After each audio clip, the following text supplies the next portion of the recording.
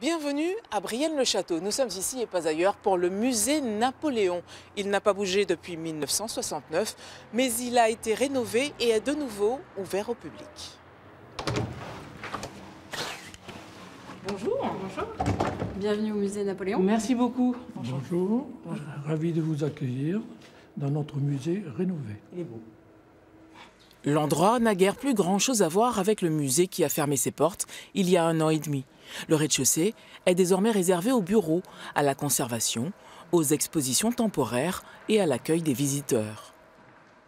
Le musée, à l'origine, était présenté au rez-de-chaussée. Et suite à des concertations, on a choisi de transposer l'exposition du musée en totalité au premier étage. Façade ravalée, cour principale redessinée, le musée Napoléon offre tout simplement un nouveau visage. On a voulu effectivement dégager l'entrée pour que les gens qui passent devant le musée puissent voir le bâtiment, puisqu'on avait du mal à le voir et il n'avait pas d'aspect, disons, attractif.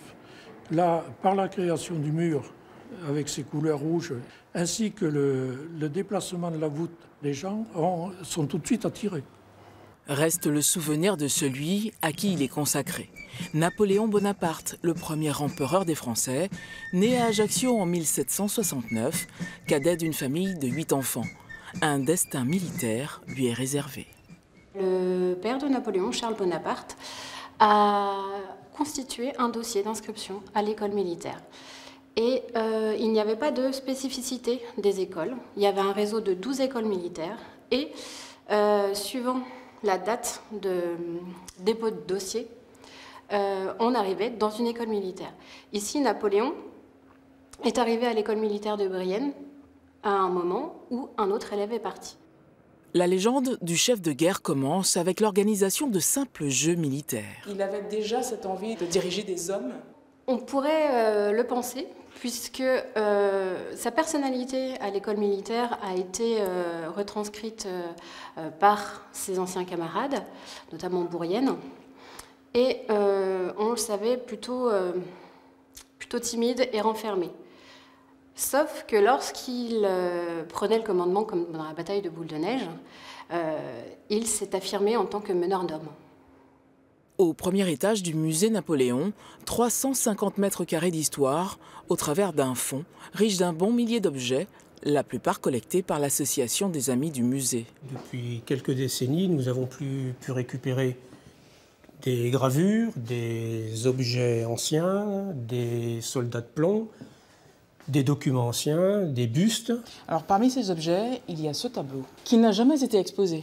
Qu'est-ce qu'il Il représente en 1814 Napoléon chez la vieille.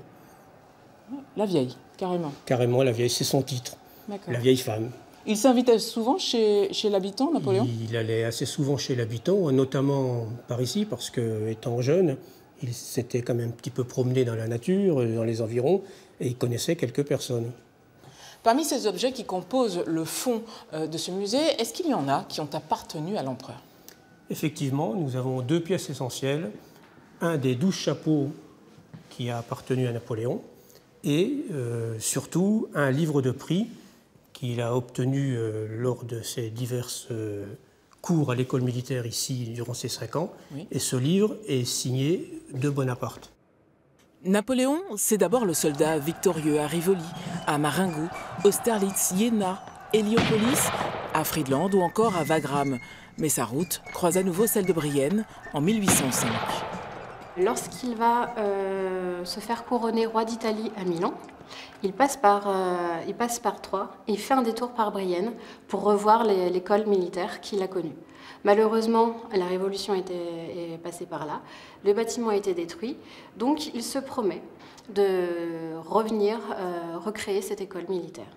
Ce qu'il ne fera pas, mais il l'a ensuite mis dans son testament un legs pour la ville de Brienne-le-Château d'un montant de 1 200 000 francs or. Il impose un style, une silhouette, une posture à sa dimension, écarte royalistes et révolutionnaires de sa route, puis fige une fois pour toutes ses décisions dans le Code civil. Suivant les régions, les lois n'étaient pas exactement les mêmes. Là, pour la France, pour tous les départements français, puisque Napoléon a su créer les départements, la loi est la même pour tous.